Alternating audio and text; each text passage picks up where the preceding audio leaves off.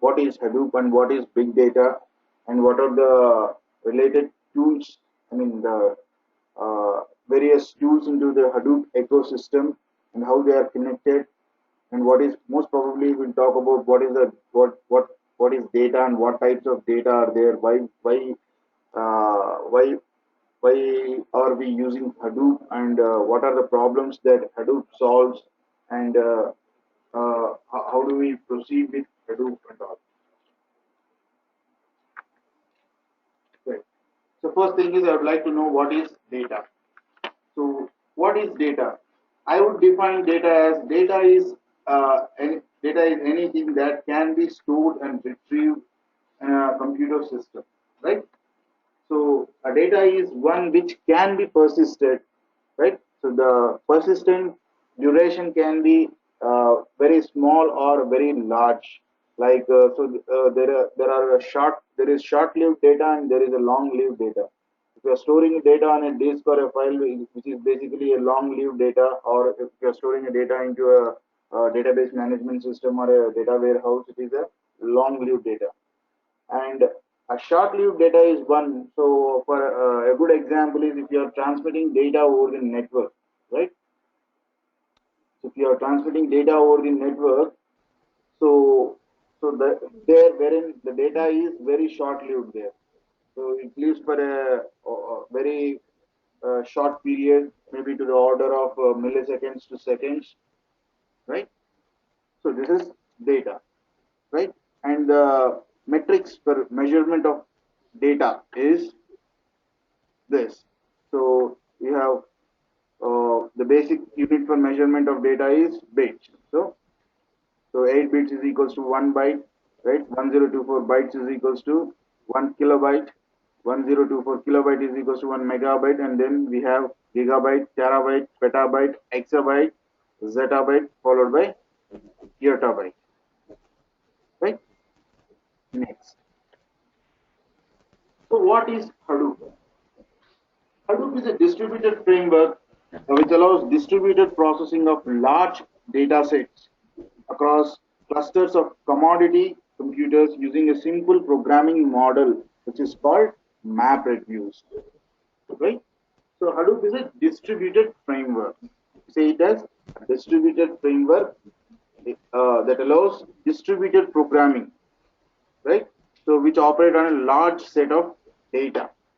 Which operate on a large set of data, and all this environment is set up on a commodity computers, commodity hardware. You don't need any high-end machines to run Hadoop, right?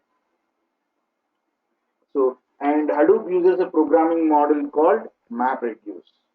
So MapReduce is a programming model. MapReduce is a paradigm which works in a distributed, which uses distributed algorithms to solve the problem. Right.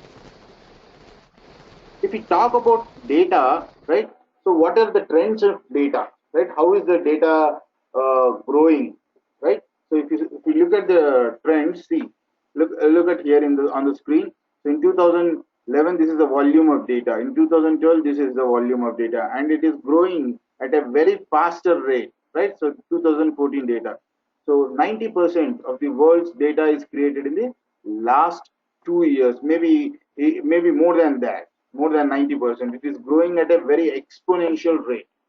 So, and if you look at this graph here, 1970, 1980, 1990, for this graph is plotted for every decade, and 2010. So the first curve, what you are seeing here, this location, right? So this location, I mean this the data which falls under this section. Just a second. Let me make it a full screen.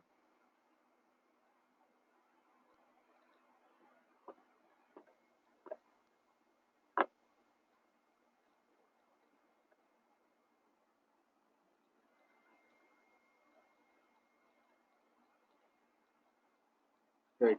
If you look at this area, right? So this area is uh, uh, unstructured documents and semi-structured documents. And this area, what you are seeing is this is a structured data, right? So what are these structured, unstructured, and semi-structured. They are categorization of data, right? We can categorize data into basically three categories. So one is structured data, the second one is semi-structured data, and the third one is unstructured data. So we'll talk about what these structures are about. If you look at these figures, see the rate at which the structured data is growing is almost constant or linear, you can say. So this is linear. But whereas if you see here, so the rate at which the unstructured data and semi-structured data grows is going exponentially high, right? So what is structured data? What is unstructured data? What is semi-structured data? So structured data is one which has a schema defined on it. On top of it, there is a data can be represented. I mean, a data can be the data can be represented using a schematic form. Like if you consider your relational database management systems, wherein you have tables and views, right? So all the data that is stored in tables, all the data that is stored in tables, right, has a structure, right? So they do have structure. You define the columns, right, and the column types, their range, their precision, right, which is fixed. So the metadata, so the table description, what you provide, or the schema, what you provide for it is fixed for that particular table. You have a schema in place for that. So without which you cannot load data onto the uh, table or database management system. So such type of data is called structured data. Structured data is strongly associated with a schema, right? And the next one is semi-structured data. Semi-structured data is one which has which by itself does not have any schema on that, on schema associated with that, but there can be a schema which can be associated, which wherein a schema can be developed and it can be uh, associated with the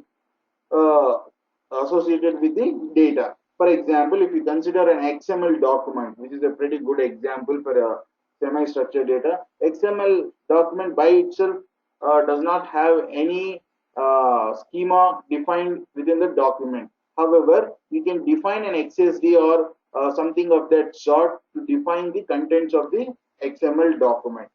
Similarly, if you consider a CSV file or a text file, a CSV file, comma separated file, or text delimited file, or space delimited files, or fixed length files, so which do not have a schema defined by themselves. Of course, we can define a schema on top of it. I mean, we can take out the data, whatever is there in that flat file, and we can define a schema on top of that.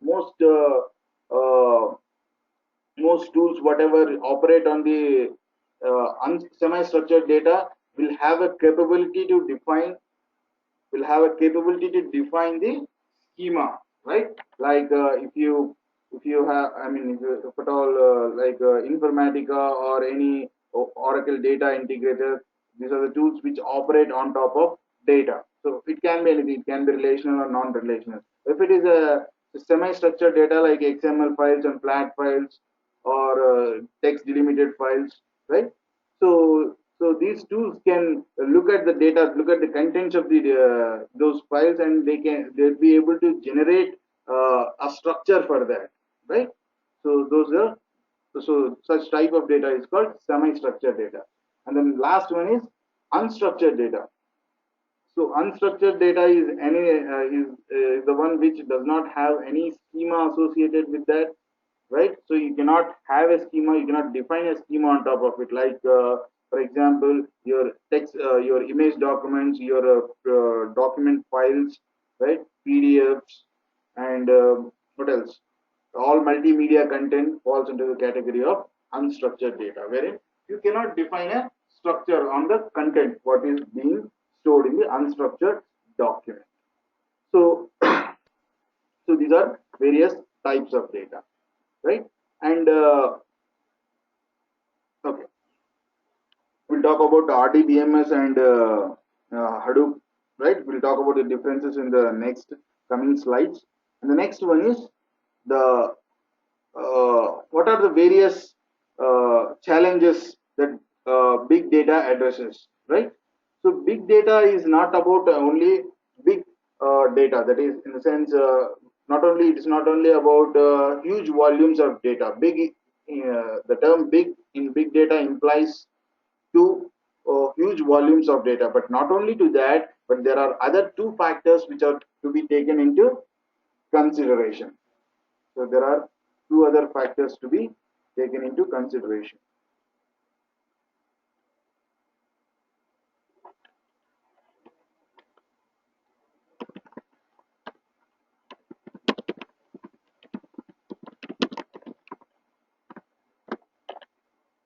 Okay, what are those two factors? So the two, I mean the three factors in total are: one is the volume, second one is the velocity, and the third one is variety. These are called three V's of big data, right? Volume, velocity, and variety of data. So we know about volume. So what it talks about the volume of data that big data can handle. So I mean the tools that work on big data can handle. So usually, the big data tools are designed to handle large volumes of data, huge volumes of data. That is to the order of giga beyond gigabytes, to the order of terabytes or petabytes, exabytes, right? In the order of petabytes. Usually the relational database management systems operate at a gigabyte level, so they are limited to the gigabyte range. Beyond that, beyond which they cannot operate, right? So the wherein the data has to be moved to archive locations, right? So only the transactional data will be held in a relational database management system, and the rest of the previous data or old data, whatever persists, right? The historical data is moved on to the archive tables or a data warehouse. So relational database management systems only deal with the current transactional data, whereas big data solutions like Hadoop, right? So they operate on the entire data, right? Basically, it is an online analytical processing tool, right? So this is about volume. Next one is the velocity. So velocity is a very important term here. Why? Because the rate at which the data is accessed is called velocity. So if you consider a relational database management system wherein you have gigabyte of data, so in order for a relational database management system to read that gigabyte of data, it consumes some time. It needs some amount of time to read that entire data. Let us say if you have maybe 2 gigs of data or 5 gigs of data, so you need some amount of time to read that data, right? So it takes X amount of time. So what if the data is more? If it is of the order of terabytes, let us say RDBMS are capable of handling terabytes of data. Let us assume, of course, however, they are not designed to do so. So let's assume that they are capable of handling terabytes of data. So in order for a relational database management system to work, it needs to read the data, that terabytes of data out of the disk, right? So how fast does that happen? How fast the reading process happens? So usually the reading process, on an average, if you take the disk IO operation, the speed of disk IO operation is limited to a few megabytes per second. This is the order of 100 Mbps or so, right? 100 MB per second, megabytes per second, not bits, right? 100 megabytes per second. If you have a petabyte of data or a terabyte of data, few terabytes of data, now if you want to read the entire data and perform some operation on top of the data, right? So how long does it take? It takes a lot of time, right? It takes a lot of time. You cannot wait for that time, right? So for this, what you have to do is, so you have to split the data into several machines. I mean, you will split the data into different chunks, and store each chunk into onto one more machine, which is a distributed model. So we'll talk about that in the coming slides. So when you store this data in a distributed fashion, and when you are trying to access this data, right? So the speed will be more. So you will gain performance over speed in accessing the data. So this is velocity, right? And the next one is variety. So what is variety? So variety talks about the type of data that big data solutions can handle. So here we have seen the unstructured data, semi-structured and structured type of data. Usually the relational database management systems are designed to handle only structured data, right? And data warehouse tools are also designed to handle structured data. However, there are some tools which can be used to convert semi-structured data into structured data, like all the ETL tools like Informatica and other ETL transformation tools, Informatica and ODI, they fall into the category of, I mean, they are capable of converting the semi-structured data into a structured data by creating mappings or by transforming the data, right? By transforming data, so they can convert it to a relational model, and then it can be stored on the RDBMS, and then can be operated, and facts can be brought out of the uh, data. Right. So what Hadoop or big data solutions try to address the problem is the variety of data. They are capable of handling all the three types of data, that is, which is unstructured, semi-structured, and structured data. So they can handle all these types of data. Basically, they treat all these data uh, as a as a same text content. So we operate at a very low level, right? So the map reduce is a model, right? We have talked about while defining Hadoop definition. We said that Hadoop uses a simple programming model called map reduce. So map reduce uses this operates at a very low level. So and is capable of handling all these three types of data: unstructured data, semi-structured data, and structured data. So there is one more thing I wanted to talk about. Hadoop has a one component called HDFS, where HDFS stands for Hadoop Distributed File System. So Hadoop distributed file system is the core of Hadoop, which is capable of storing. Basically, it is a file system. Hadoop distributed file system. It is a modified version of the file system, which is designed like Linux style fashion, right? So which has got file permissions and all, right? It is capable of storing all this unstructured data, semi-structured data, and structured data. So that we can bring MapReduce reads the data from the HDFS and performs operation on top of that. Okay.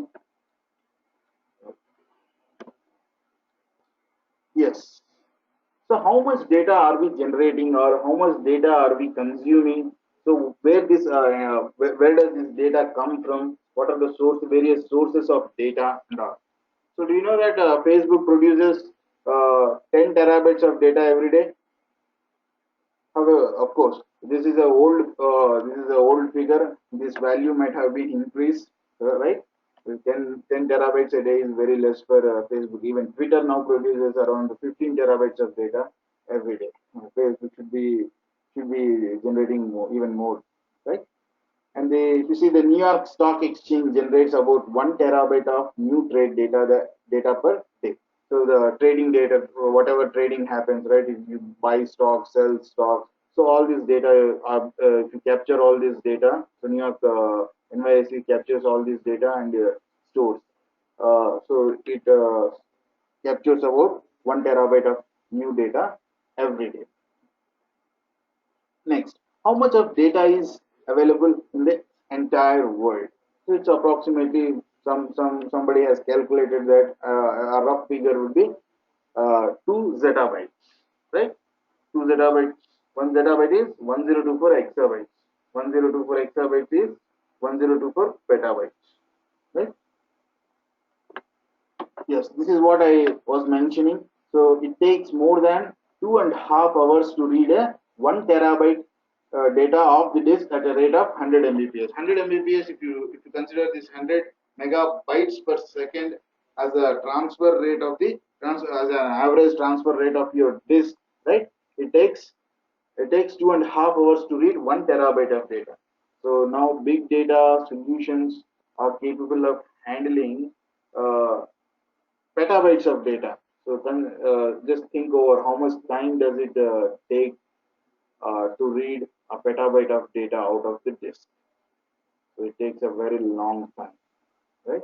So to address this problem, so Hadoop follows a distributed architecture. In the coming sessions, we'll talk about what is a distributed architecture, right? How Hadoop addresses these situations. So what are the various sources of data? What are the various other sources of data? Facebook is one, social media is one, like the social media tools like Facebook, Twitter, right, etc., generate new data, right? And what else? What else could be the source of data? The stock exchange, right? And what else?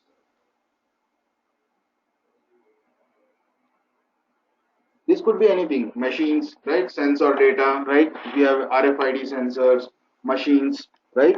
Machines can be generating huge volumes of data, like if you say logs, right? The application logs or machine logs or web logs, right? HTTP logs, right? Logs and sensors, weather sensors, right? Weather sensors, your RFID sensors, right? So there is, uh, and in aviation industry, there aircraft generates a huge amount of data. There are nearly, I mean, approximately 10 to 11,000 sensors which are generating data on a typical commercial aircraft. Okay? These are the various sources of data.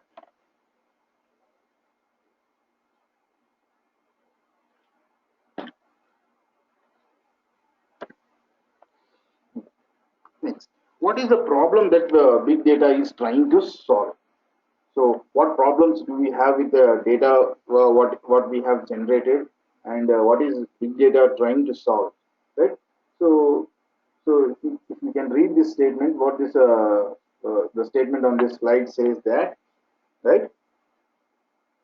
So, an ox is capable of pulling certain load, right? So, if you want to, I mean, if there is an increase in the load, right, the ox is not capable of pulling the load. So, in that case, what is your solution, or what do you suggest? Do you suggest building a big ox, or do you suggest in adding more ox, that is adding more oxen to the cart? So what is the suggested solution? The suggested solution would be, the optimal solution would be the second one. Adding a oxen is much easier instead of growing a bigger ox, right? Actually, I mean, I don't know whether it is possible to grow a bigger ox or not. And this is a solution. So this is what happens in this in the world of data also. So if the data, the volume of data is increasing at a very rapid rate, right? So what we sort of, we cannot build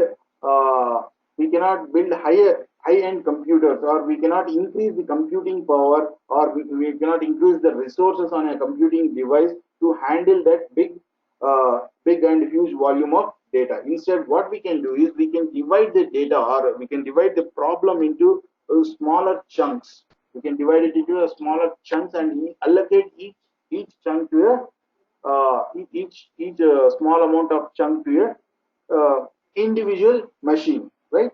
An individual computer or a machine.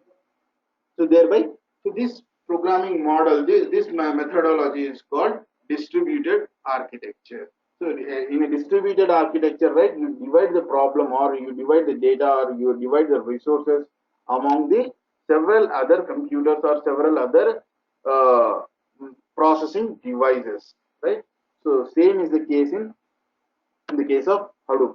Hadoop uses a distributed programming model, wherein so you take all the commodity computers, you take basically commercial computers which are a decent, I mean, which are with a decent configuration. These are not very high end machines, so they are just with a good minimal configuration.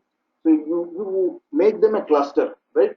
You make them a cluster, and so whatever data you have, right? So you divide it you divide the data and store each unit of data into each of these machines in the cluster, and you manage. Hadoop manages this cluster, and Hadoop has a feature to replicate the data. And what if the node is down, right?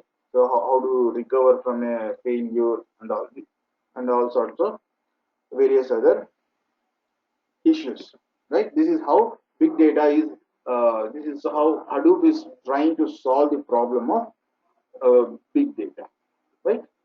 So Hadoop initially started off as a project at Yahoo, right, by by a guy named Doug Cutting, right? So it became the primary contributor. Hadoop, Yahoo became the primary contributor of Hadoop in the year 2006. So Hadoop has, Yahoo has a cluster built of its own, which ranges from 20 node to 40,000, 4,000 plus nodes. So that means they initially started up with a 20 node cluster, and they have scaled it to 4,000 plus nodes in the cluster. So if we talk about the scaling, right, Hadoop is highly scalable. So we'll talk about scalability. What is scalability? Scalability is basically adding, improving your infrastructure, right? Adding, enlarging your cluster. If you need more computational power or more processing, if you need more storage, right? So what you do is you add more nodes to the cluster, right? So Hadoop is written in Java and runs on a commodity hardware and supports several platforms like Linux, Macintosh, and Solaris and Windows. Right?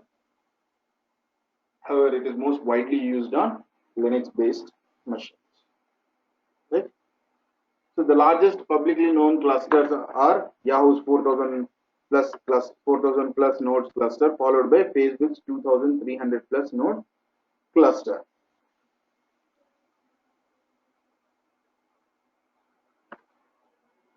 So this is a history of Hadoop. So in the way back in the year 2004, Google published a paper called GFS. GFS stands for Google File System. GFS stands for Google File System. It has published a paper based on GFS paper. So Duck Cutting has created the programming model called MapReduce, which eventually transformed into Hadoop. Right? Of course, MapReduce is a part of Hadoop. So Nutch uses in 2005. Nutch uses MapReduce. What is Nutch? Nutch is a web open source platform for web search engines, right? So basically, it indexes all the. It is just kind of a open source version of Google. So it is capable of indexing all the web content. Right? Next, in 2006, it becomes a Lucene sub-project. Lucene is also an information retrieval software library, right, which is written by Duff Cutting. In 2007, Yahoo has a 1,000 node cluster. In 2008, Apache graduates from incubator to the top level project. Right, 2008, 4,000 plus node test cluster was built at Yahoo, right? And in the year of 2008, Hive becomes a sub project of Hadoop. So what is Hive is? Hive is one of the tool in the Hadoop ecosystem which was developed at Facebook, right?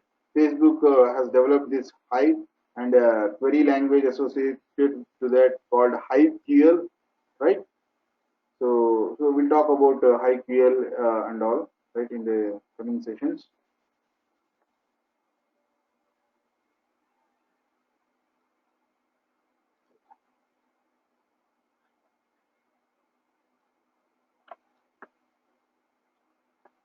So features of Hadoop. Hadoop has a distributed storage. So distributed storage feature is achieved by HDFS by implementing HDFS. HDFS stands for Hadoop Distributed File System, right?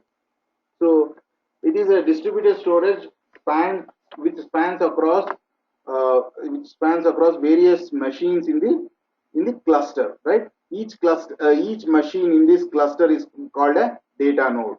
Each machine in this cluster is known as a data node. Each is capable of storing some certain amount of data. So if you have a data of, let us say, if you have data or a text data or a file of size 1 GB, right? So this 1 GB file is not stored in one data node. So it is split into this 1 GB data node is split into various chunks, and each chunk is stored in each of the data nodes.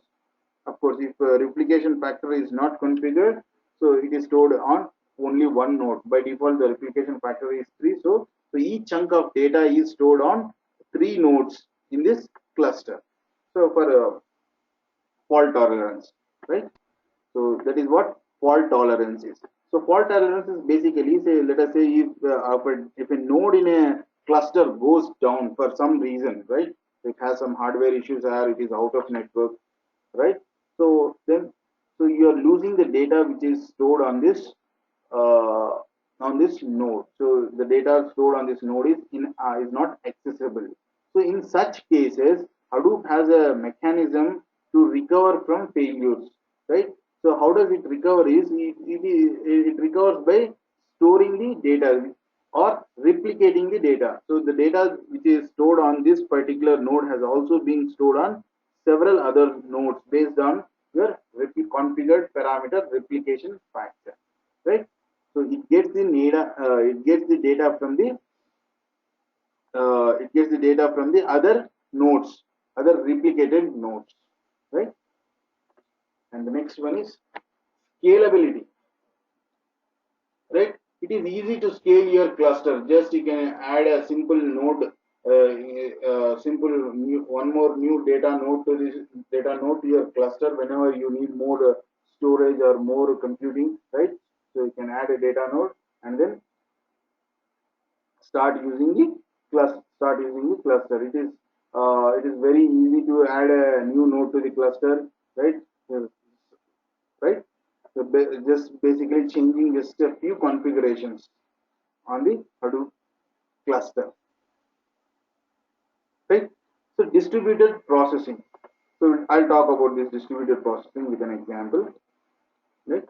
And next is flexible. How flexible it is to work with data.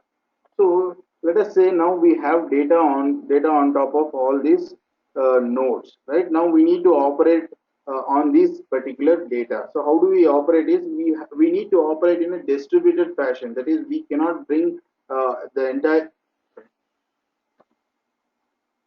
we cannot bring the entire data of all the nodes into one location and start processing.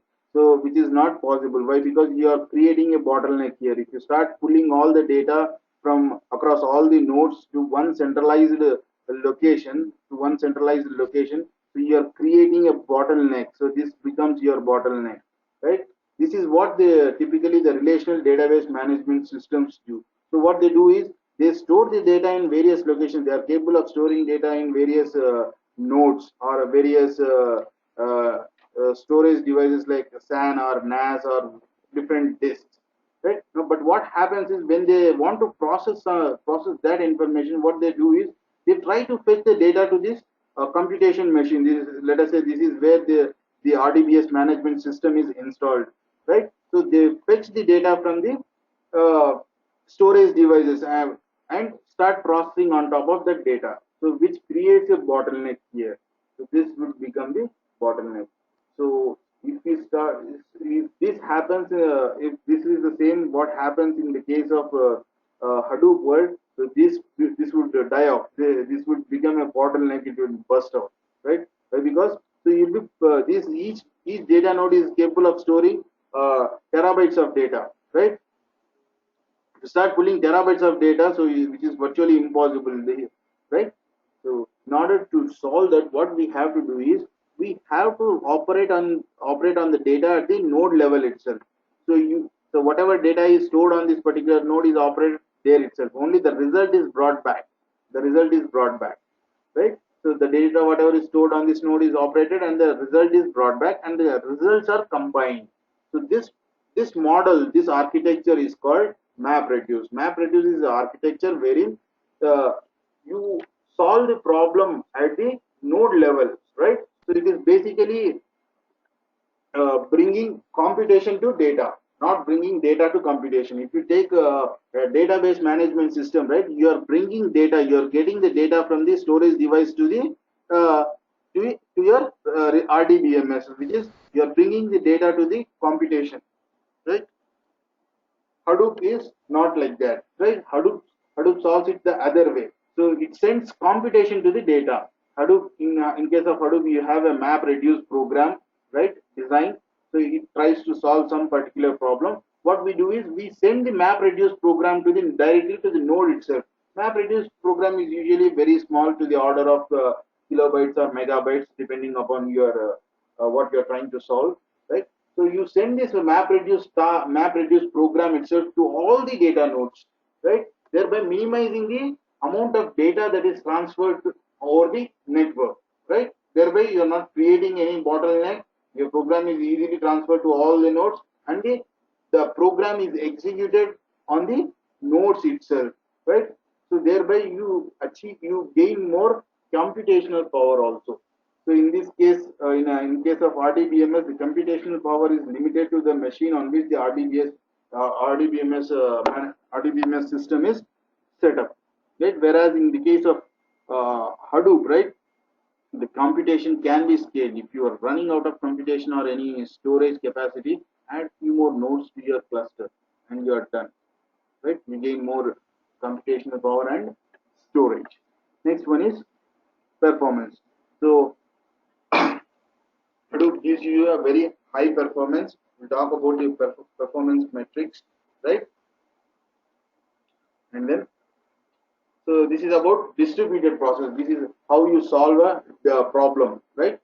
In a distributed fashion, right? Let us say you have an expression called 1 plus 2 plus 3 plus 4 plus 8 minus 10. You have a very big expression. How do you solve this expression? The one person can solve this expression right by himself, right?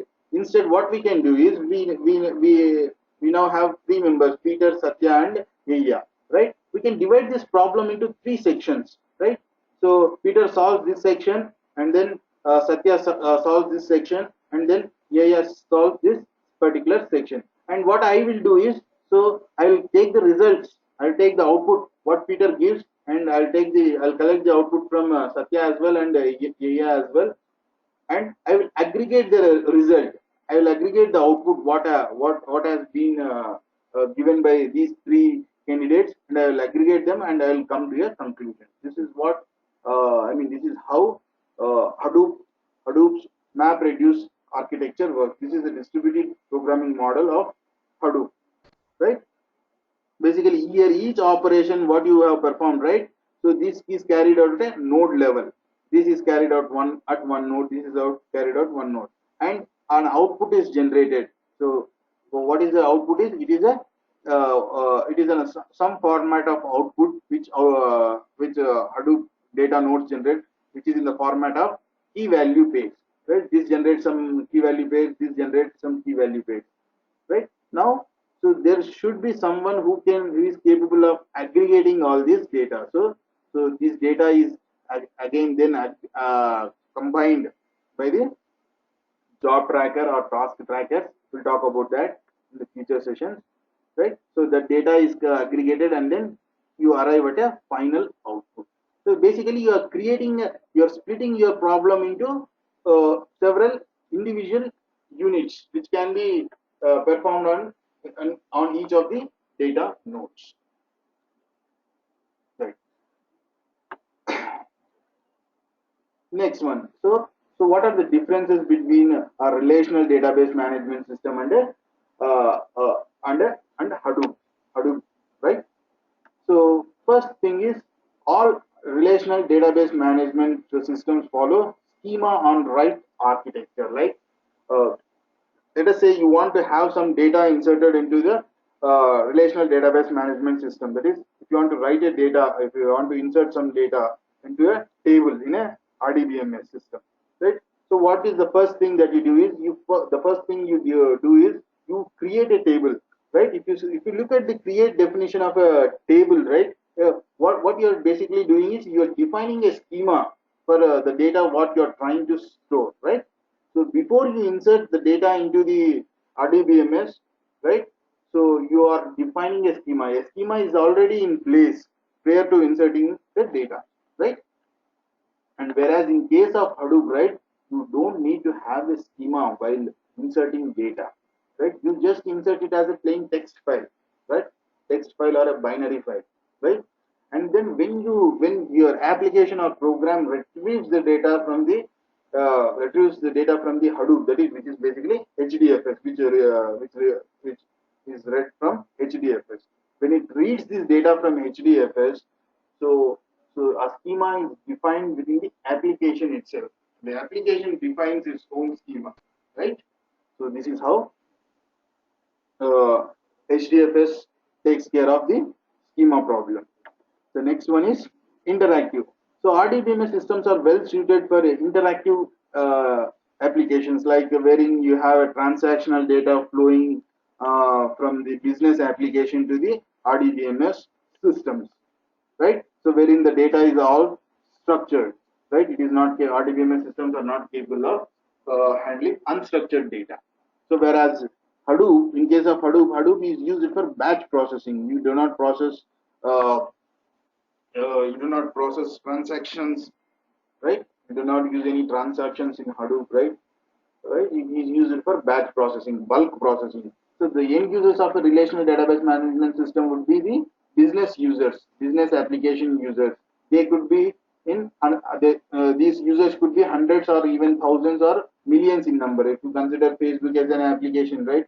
So Facebook uses some RDBMS world in the backup to interactively retrieve the data, right? So many hundreds and thousands of users would be using the system at any given point of time, right? Basically, RDBMS fall into the category of OLTP, online transaction processor, right? Which are basically designed for handling transactions, huge number of transactions. Whereas Hadoop is used for batch processing. So the number of users who use Hadoop would be very less. Who would use the HDFS would be very less, to the order of few tens to the tens and hundreds. So usually the end users of the Hadoop system would be the Hadoop system would be data scientists, right? So they would be data scientists. Hadoop is capable of storing unstructured data as well as semi-structured data too, right? Basically, in Hadoop, right, what happens? Everything is a whatever you store into onto Hadoop, right? Hadoop's HDFS is a unstructured document by default, right? Why? Because you don't need to have a schema defined to store that data onto HDFS. So Hadoop falls into the category of OLAP, online analytical processing queue, right? So if you want to, so these are the some of the differences listed. I mean listed out here. Sorry.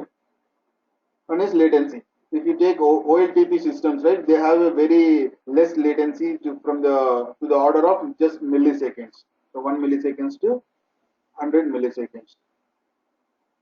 And whereas OLAP systems have a higher latency to the order of minutes, 1 minute to 100 minutes.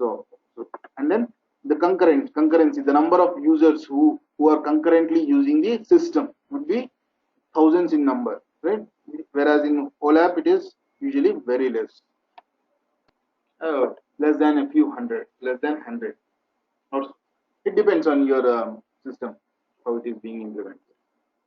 Next is access patterns. So OLTP machines have writes and reads, whereas in case of OLAP systems, right, usually you do not perform write operation. So this is called write once and read many times. So you fetch the data into your OLAP system, or you fetch the data. Same is the case with data warehousing systems. So you fetch the data into your data warehousing system at once, only once, and you perform multiple read operations on top of that to generate some facts out of it. So you get some conclusions out of it, right? And then the scope of the data is, here it is operational data, and here is it is used for retrospective purposes. And the queries in OLTP world are very selective, and in case of OLAP or these are very unselective. So it can vary. The data what you are trying to select can be anything, right? The end users are customers for OLTP and data scientists for OLAP.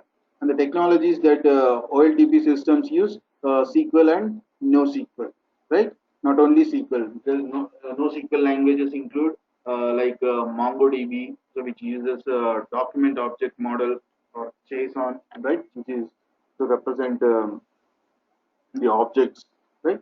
And then OLAP systems use different programming models or different technology to interact with the data. So here, in case of Hadoop uses MapReduce style, right? MapReduce technology or MapReduce programming model, and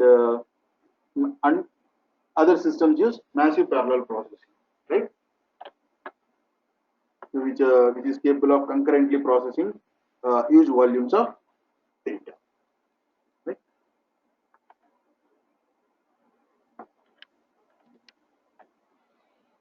So this would be our very high level overview of our layout, right?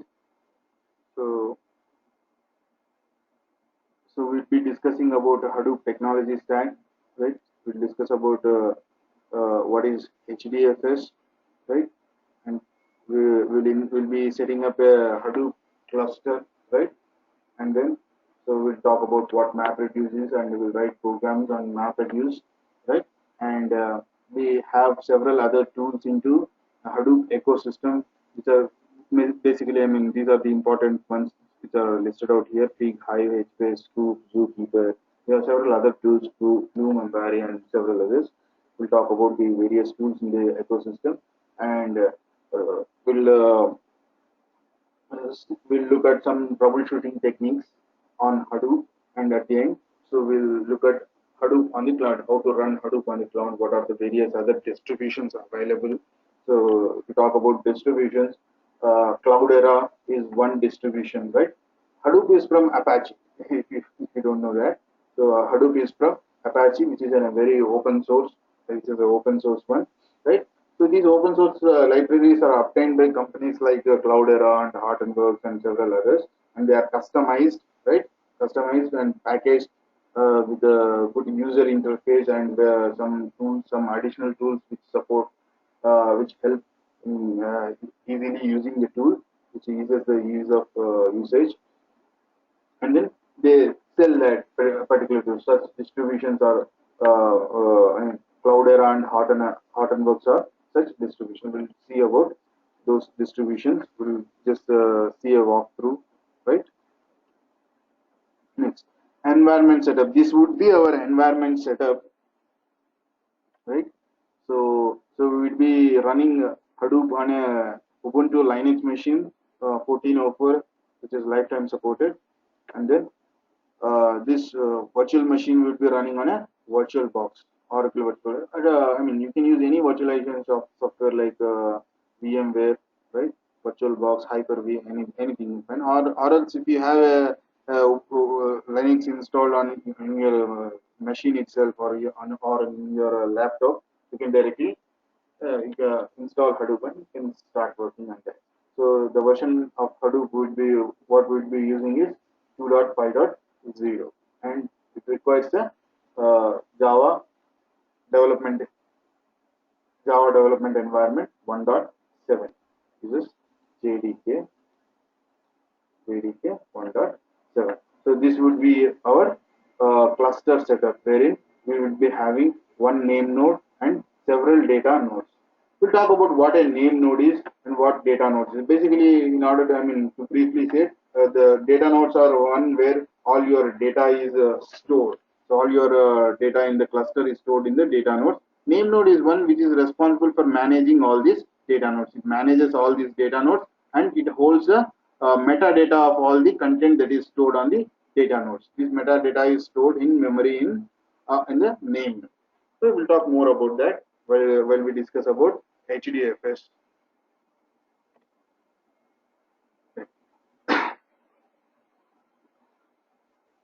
So before going to the questionnaire section, So I would like to talk about some few opportunities on Hadoop.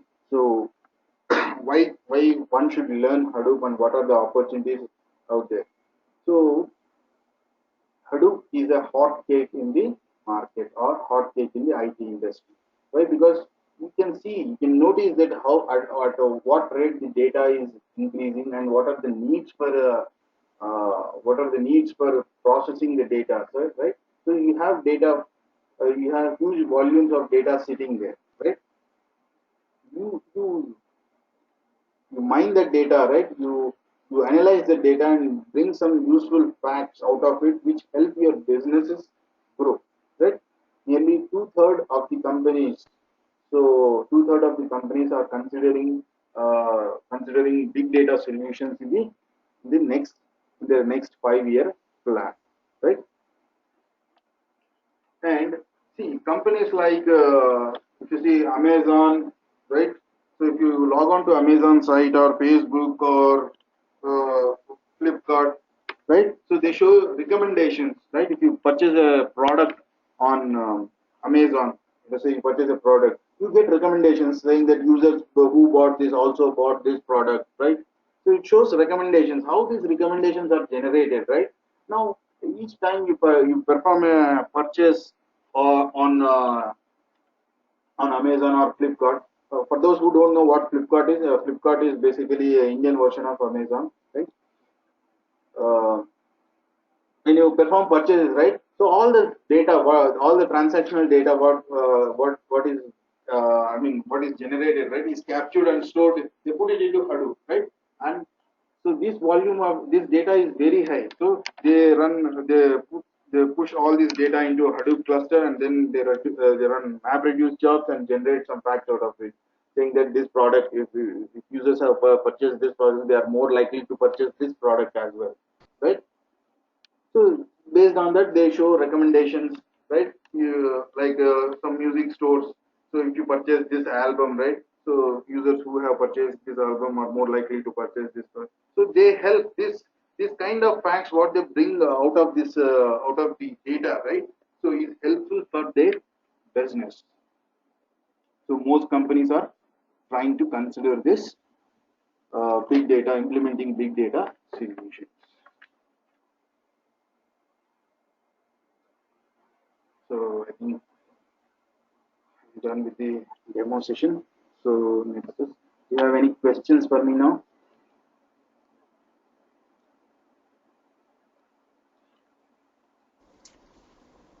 It's Yahya. Can I ask you something quickly? Yeah, sure. Good. Uh, I just want to know about a little bit about the study load. The reason I'm asking is I'm working full time as an Informatica developer in a Mm, place, so I pretty much have to work 50, 60 hours a week. mm, So they do not require me to take this Hadoop class, but I myself found out about this big data and become interested. So okay. what kind of load are you looking at if I take this lecture with you? You will be assigning a lot of projects. How much study do we have to do outside class? So basically, if you talk about the study, right? Mm, Yeah.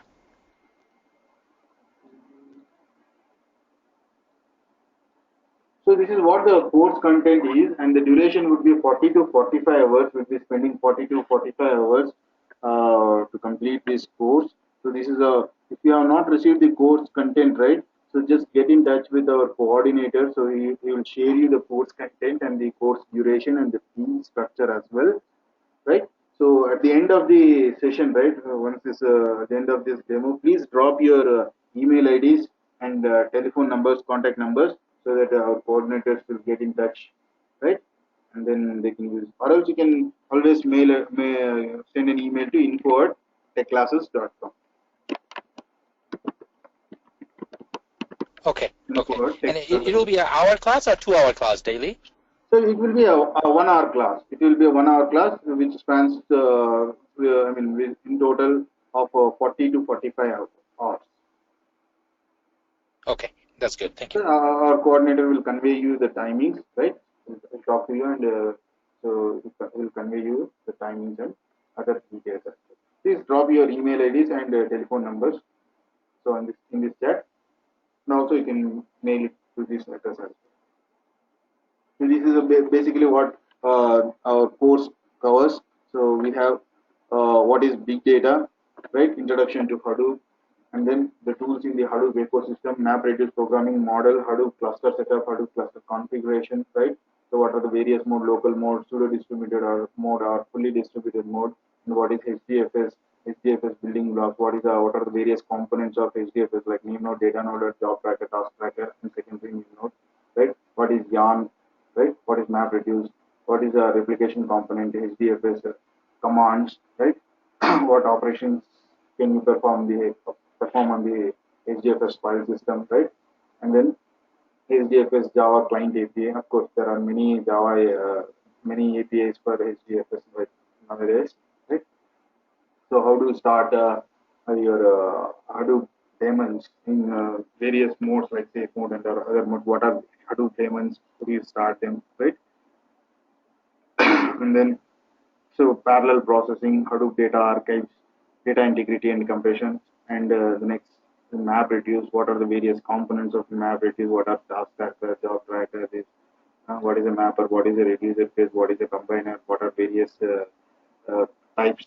These are the types writable comparator used, right? They are customized Java types which are used in MapReduce. So MapReduce APIs, what are include scripts and formatters, so how do you develop a MapReduce program using an Eclipse IDE or running MapReduce programs in local mode, distributed mode, right? Various and using partition techniques, right? In various file formats, right?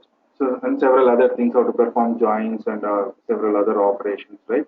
And other programming practices. And so, and with respect to the tools in the Hadoop ecosystem, we will be talking about Pig, what Pig is, Pig Latin, Pig Runtime, and Pig scripts, right? How to handle data effectively using Pig and Hive, right? Sorry, it is Apache Hive. So, so how to handle data using Hive, what is Hive PL, and how Hive is operated on top of Hadoop and all, right? So we'll write a number of examples on Hive, right? And then what is HBase? We'll talk about HBase. What problems does HBase try to solve?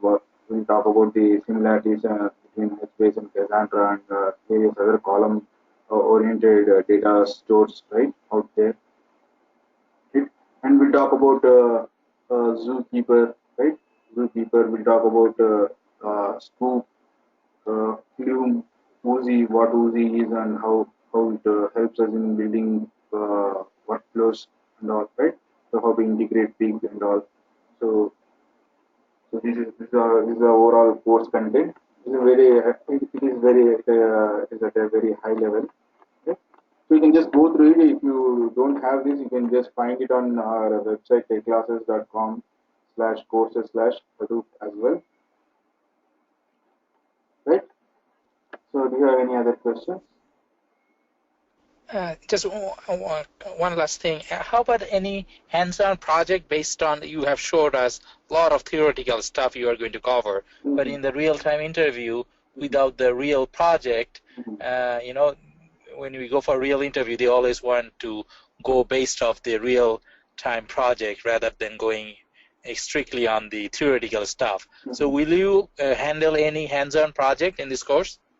So, so see, regarding the hands-on sessions, right? So, in MapReduce, right? So, while doing MapReduce programs and Pig scripts and Hive scripts, right? So, we'll be doing a lot of examples. The theory, I mean, what I was showing today, right?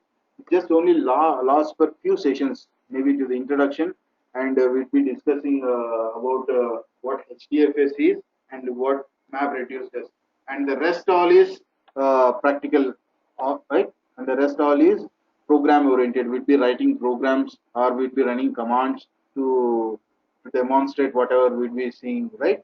So we'll be getting a good hands-on experience on MapReduce MapReduce and building Hive tasks, peak tasks, right? And I mean, we will get acquainted with using various data integration tools like Scoop, right?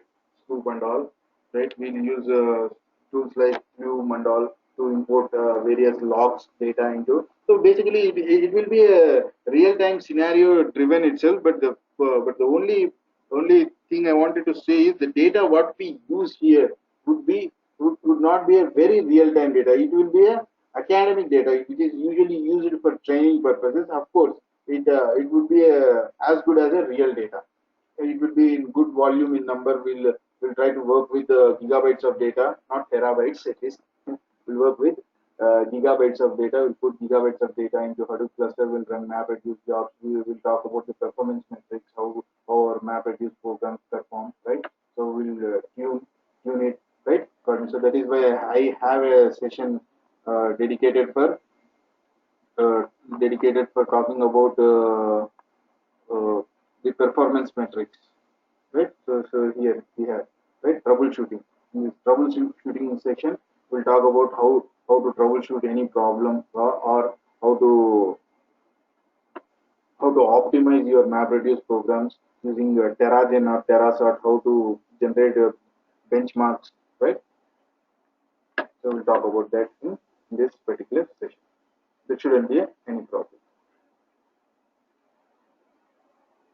Already, yeah. Any other questions? Okay, thank you. Yes, I understand. Thank you. So, Just one last thing. I do not have any Java background. Does it require to have any? Because I haven't seen anywhere you talked about Java in this Hadoop. yes, that's a very good question. See, here, so if you talk about experience on Java, right, the amount of experience required to learn Hadoop, right, is very little nowadays. Why? Because so the tools what you saw here, right, so the various other tools what we talked about, like the Pig, Hive, HBase, Snoop.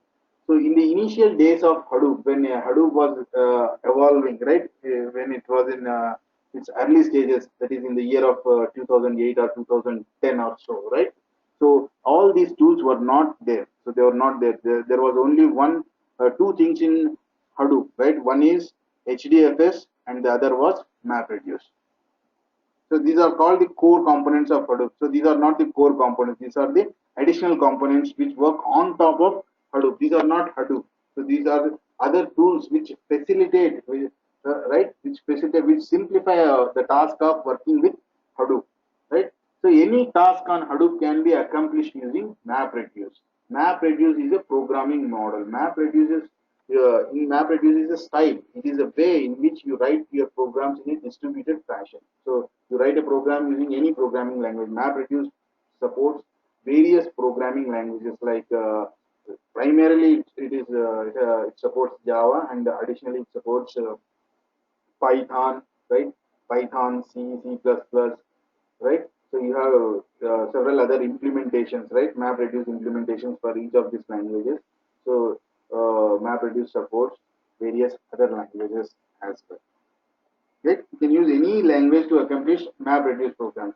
But as days passed, right? So we felt very difficult to work with MapReduce, right? Like let us say if you want to perform a join operation on data, right? The data is stored in an unstructured format, right? It is stored in a text format or a binary format. Now you need to retrieve this data and join it to the other data. Let us say you have two tables, not actually tables. The tables are stored in a binary format, right? They are simply stored as a text format. Now in the world of relational database management system, what happens is it is easy for you to retrieve the data which is stored on tables. Let us say if you want to join two tables. What you do is select star from EMP. So join departments table, and then you will retrieve the records, whatever you'll retrieve the columns, whatever you want from the joined tables. This, if you want to accomplish this task using MapReduce, right, it is very difficult to achieve this task. So for such to ease such kind of things, right? So the communities have developed various other tools. Yahoo has developed Pig, which is a scripting language which eases the uh, uh, which uses the data retrieval techniques and data transformation techniques. And Hive was developed by Facebook, right? So in Hive, right, you just write your queries like a SQL like language, which is Hive uses a query language called HQL, which is extremely similar to that of SQL. If you are comfortable with SQL, right, if you know how to write a basic select statement, update statement, insert statement, and all, right? So you'll feel like at home using Hive here, right? So these are other tools which which help you in help you to simplify the task of working with Hadoop. So as the tools have evolved, right? So there is a minimal need for you to have knowledge on the programming aspects of MapReduce. Of course, if you are strong at MapReduce, you can customize the job. Let us say you write a Hive query, right? So this query again internally generates a MapReduce program, and it is run on the MapReduce job is run on the cluster. If you are aware of MapReduce and programming techniques, right? So you can customize the behavior of Hive, right? So which is not ideally required in most of the cases, but if you have it, it is a well and good. It would be an added advantage. So for the one session, 1 or 2 sessions, you'd be working with the Java. You'd be working with the Java in writing map reduce programs, which is basically you'd be writing two or more methods. That's all. Very few methods, maybe 2 to 4 methods. That's all. So ideally, uh, deep knowledge of Java is not required nowadays. That is what I wanted to say. Okay, thank you. Yeah, thank you. So, any other questions? So, if you don't have any other questions, I'd like to call it a day.